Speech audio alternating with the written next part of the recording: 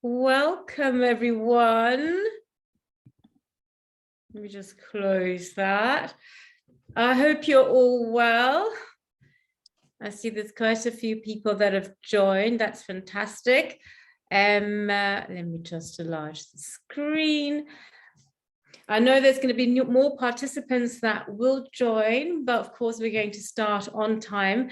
Hello, everyone. I'm Nina Border. This is Future Female Zurich, and this is another Straight Talk. Straight Talk, of course, is a platform for us to have discussions with entrepreneurs, female entrepreneurs mostly, because we are all about female empowerment. And these individuals, of course, have started their journey, whether it's a service, whether it's their own business, in terms of how they would like to empower women. This is what we would like to do, is obviously give them a platform of exposure and connect with other like-minded individuals where they can share their story, their journey, and of course have an element of where they can teach you if that is their if that is part of their business strategy. Of course, tonight we are chatting with Francesca Barbera-Eckert. Francesca, are you there? Yes, I am. Hi, Nina. Hello, hello, hello. So great to have you there. Yes, of course, we're going to find out about FemInvest and who Francesca is, why her journey started. And I think for most who probably have joined tonight, you're a parent, or you're in a relationship, starting a family. Perhaps you have already got your family on the go, and you also want to have a little bit of tips on how to manage your money. I think that's a very interesting topic, especially when you're in a partnership. And I'm not sure if it's a difficult or an easy task to be in this kind of relationship, and of course the children that comes into play, and where the money obviously comes into play. So I'm just going to launch two polls, because I think question one, which is from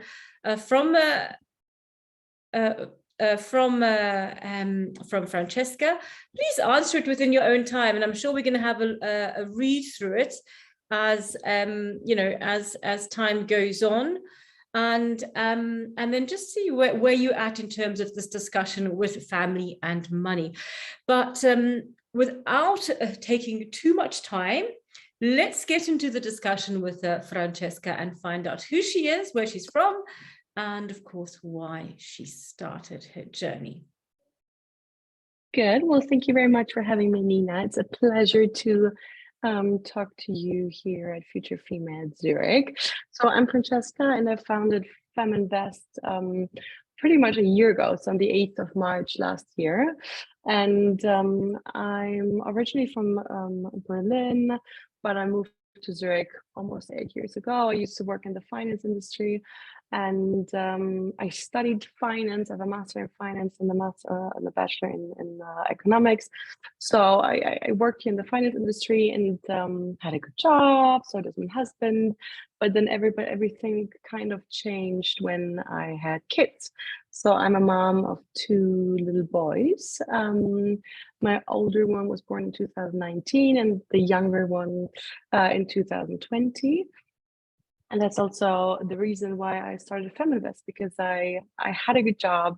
I had a career in the finance industry. I have invested myself, but then having two kids, the question came up, how am I going to be financially also independent for them? If something happens in the relationship or whatever, how can I be there for them also financially? And that's when I started asking questions to my friends and my family. How do you invest? How do you prepare for retirement? How do you prepare for being like a parent or working part-time, but being also responsible for two kids financially?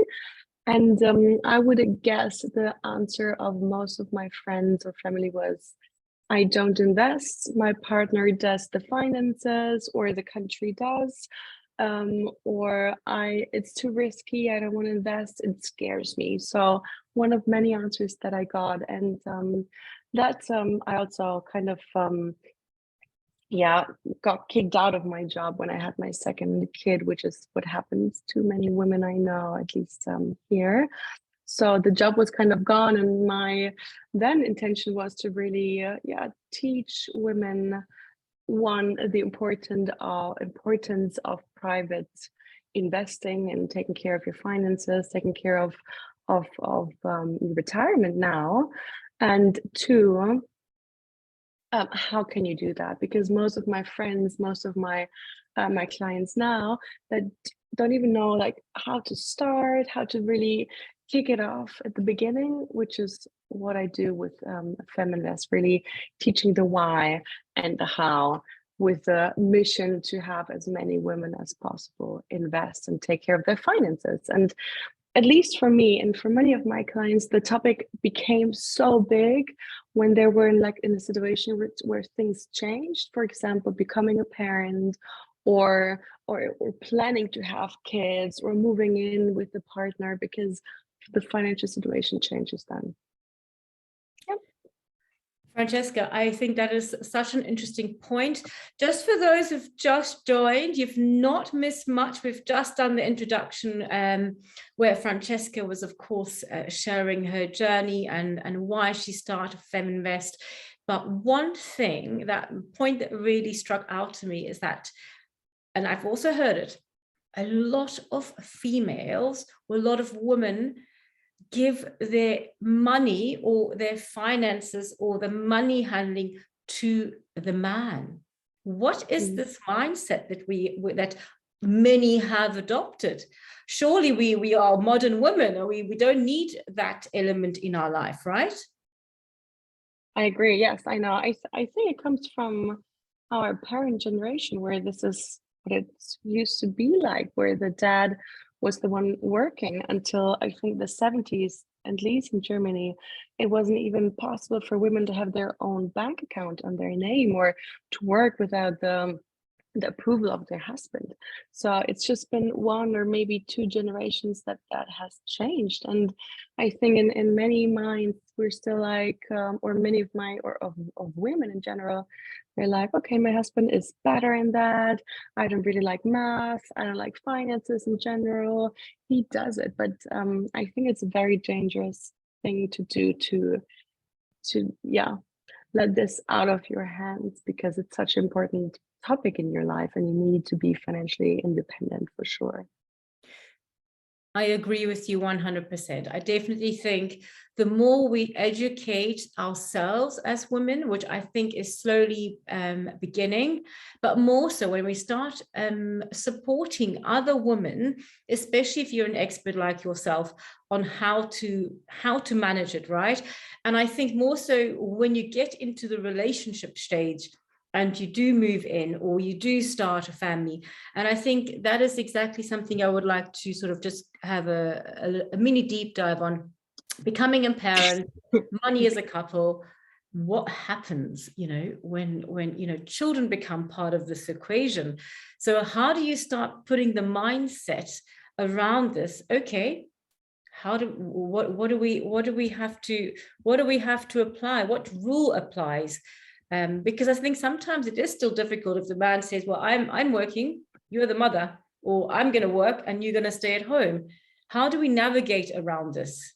Yeah, it's such a big topic. So the question, or the reason why I asked the question, the Paul at the beginning, was that I think step one is to talk about the finances.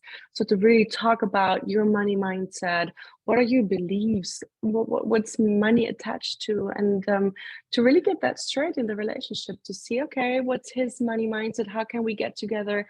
I know many couples who don't talk about finances, and I read a survey that says that 60% of couples do not know what their partner is earning, which is insane. I mean, so many people don't talk about it. And I was positively surprised to see that I think it was 75% of you here attendees are really talking about the finances. So for me, that would be step one. When you move in, or you become you start a relationship, to really talk about it. It's so important. It's just money. So I would get that straight. We move in.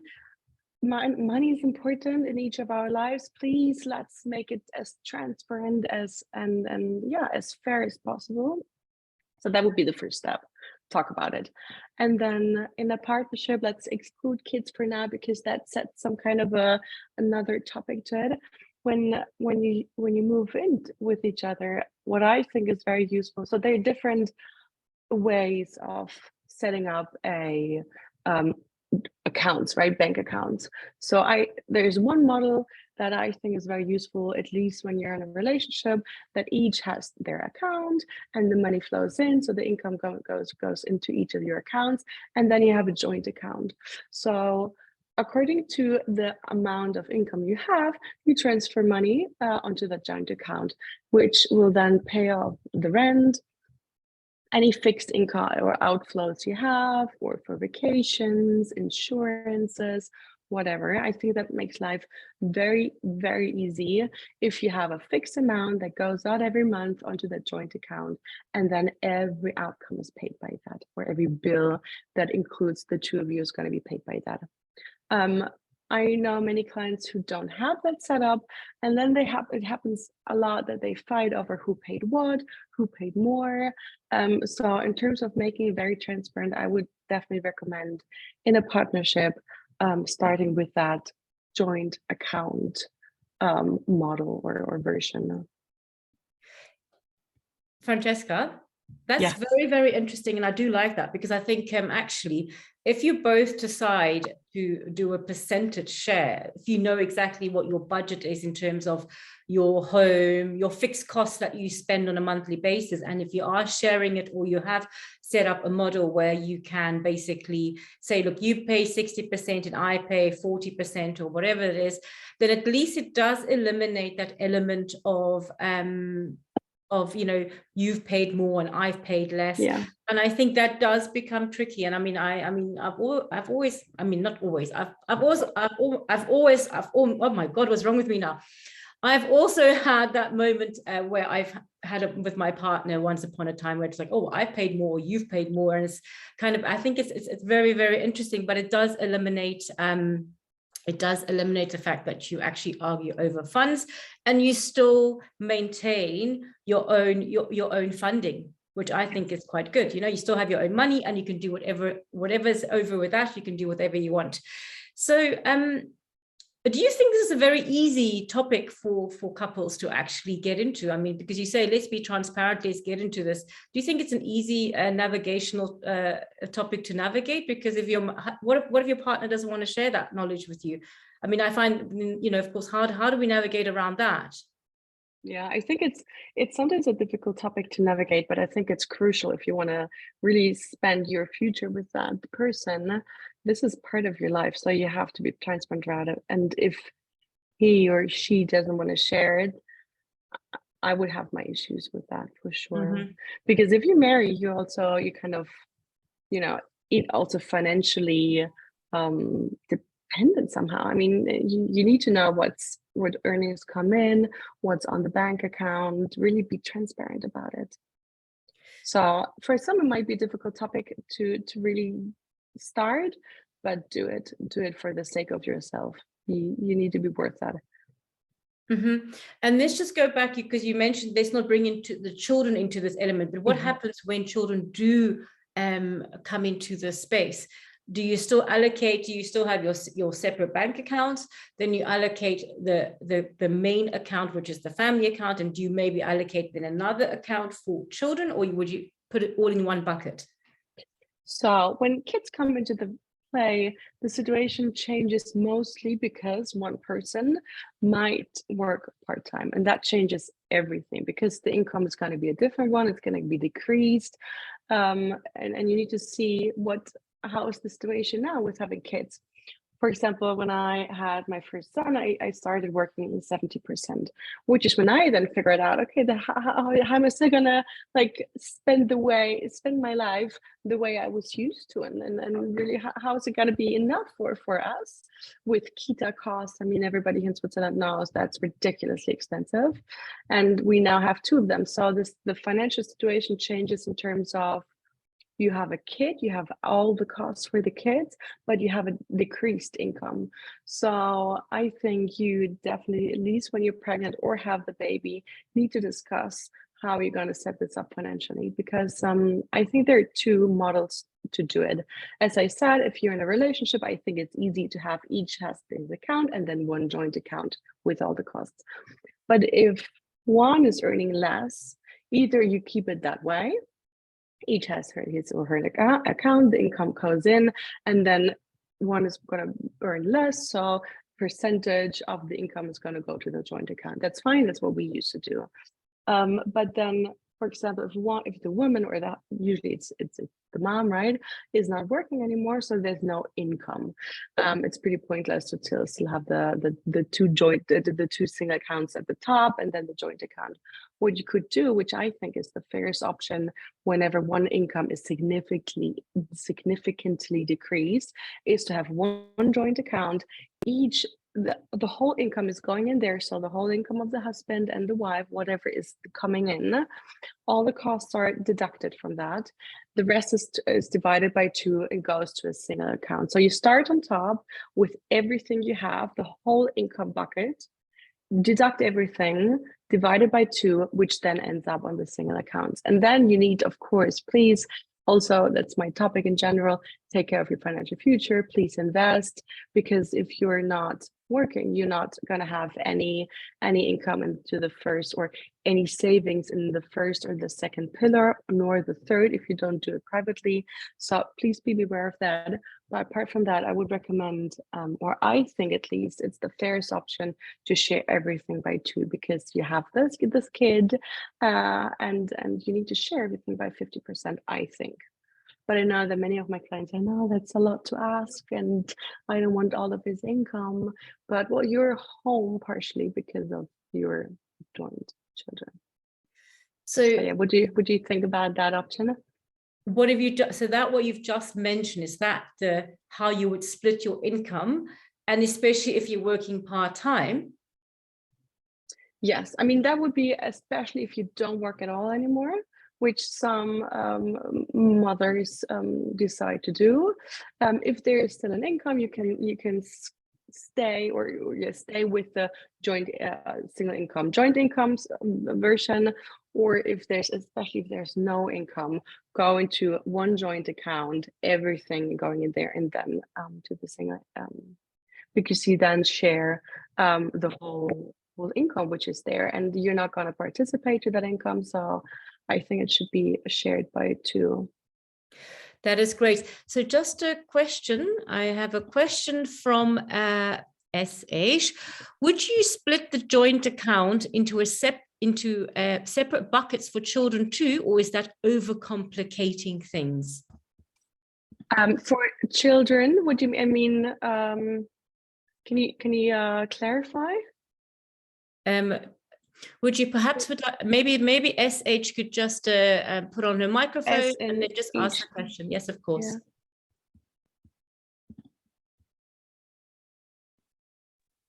Yeah. As in each child, sorry.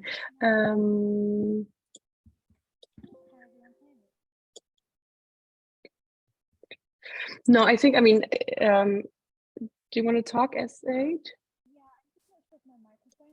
Oh, we can't hear anything.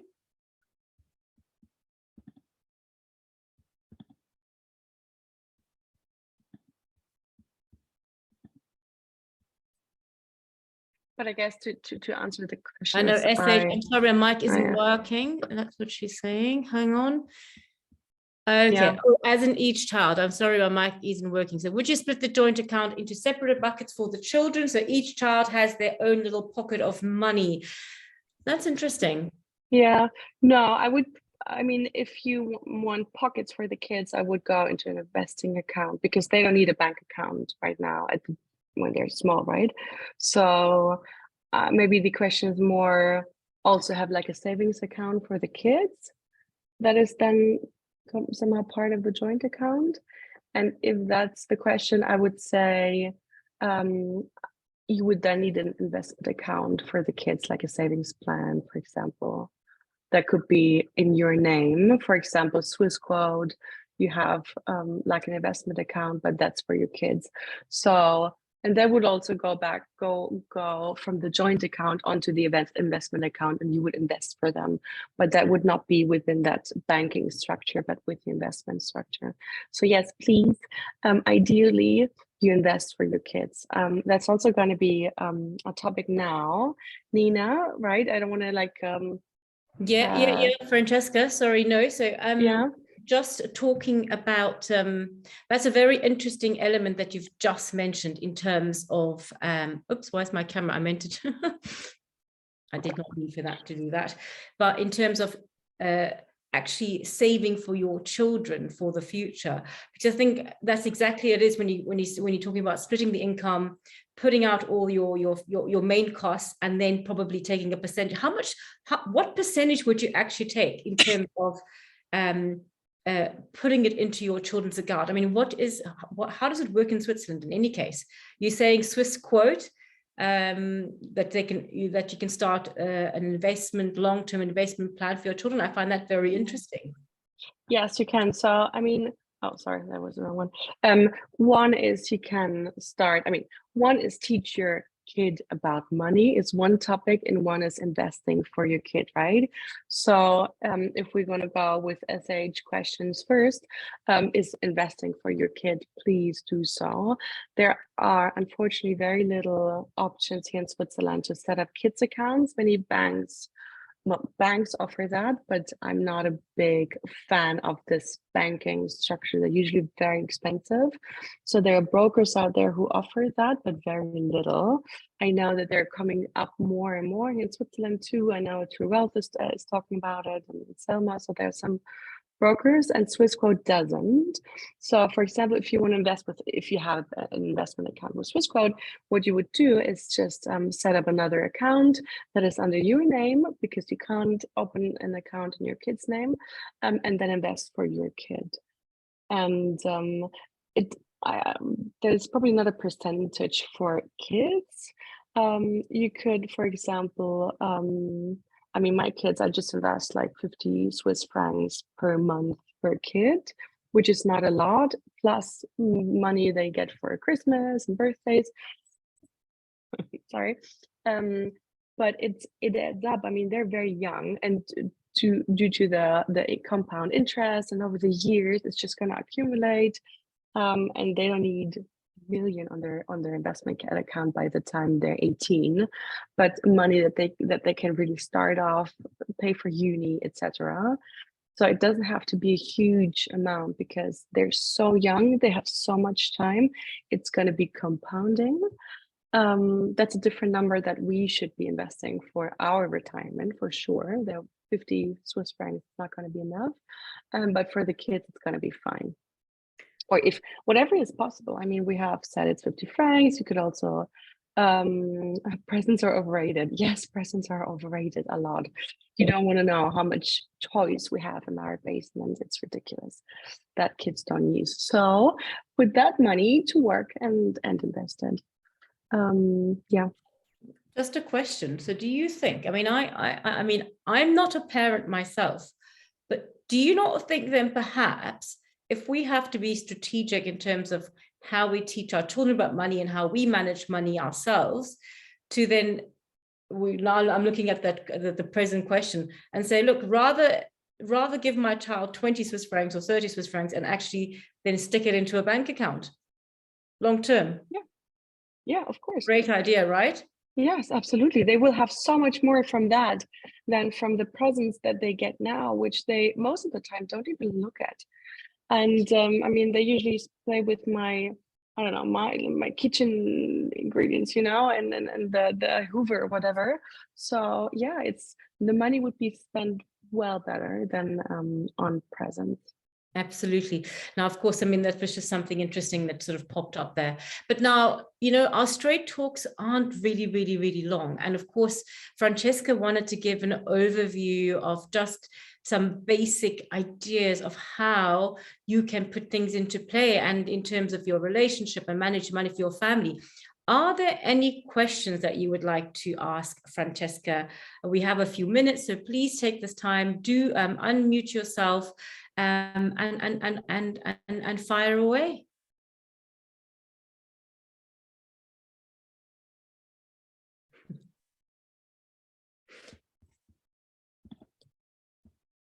Maybe if there are none,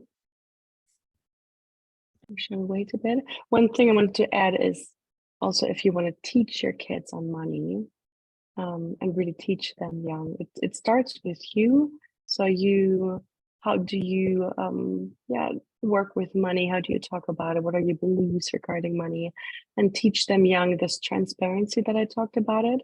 And the money is not bad, but it offers you many ways of security and I just say that it gives me power over my time. So let's see, which is the funds for our kids. I have a standing order, so money goes in them every month. That's the greatest present you can give them. I'm just curious to know whether you think side hustles are important as well as investing. As well, or you say investing is enough. What do you mean with side hustles? Nina, do you know? I'm guessing what is being asked, if you have a side income, if you have a so broken mind to know whether you side hustles or side income, I'm assuming, and investing, if that is enough for long term.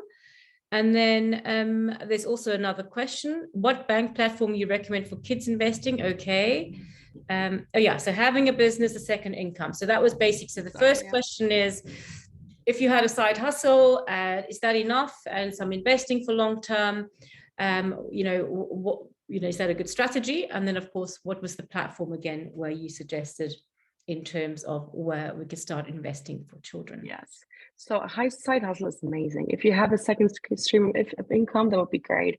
I think it's quite dangerous to be dependent on one stream of income, especially in a partnership or relationship where you're dependent, especially, for example, on the husband's income. So please don't be dependent on one income stream, but have your own or the side hustle that comes into your bank account. And I think it's perfect, but please also be obviously investing into your financial future. And then what bank platform you recommend for kids investing? So unfortunately, they're very little in Switzerland. I know I've checked because one of my clients wanted to invest for their kids, and we ended up on Interactive Brokers, which is a US platform, or on Swiss Brokers, but either way under your own name, and then you hand it over. If for whatever reason you might be German or Austrian, there are more options.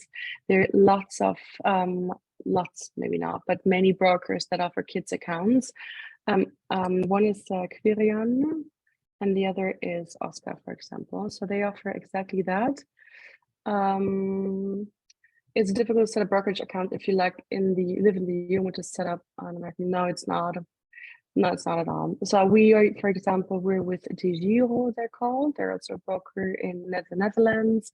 That's quite easy. Or I have many clients who set up broker accounts with Interactive Brokers. That's not difficult. And they have a large choice of ETFs, a large choice of shares. They're cheaper than Swiss Quote. But I know many of my clients from Switzerland, they also feel very comfortable with the Swiss broker. Francesca? Yes. So I hope that those questions were answered. As mentioned earlier, this was obviously a very, very short introduction. Now, I'm not sure if you joined on the